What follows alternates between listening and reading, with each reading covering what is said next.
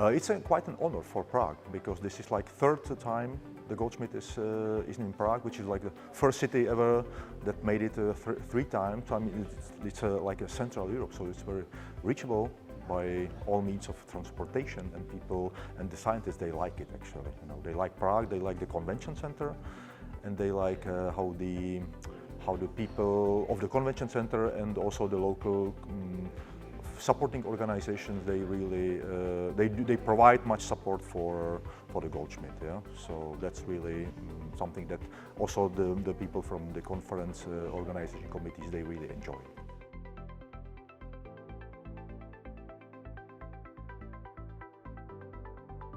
Yeah, scientifically, then the convention center becomes a melting pot, you know, for all these, you know, exchange communications, workshops, you know, where the people get new things, and they also exchange ideas there, because this is what the conference is made for. You know, that you have to meet in person, and then you talk, make new ideas, you know, pave the pathways for the future research. You know, you see a lot of new technical developments which people can then apply when they just talk together.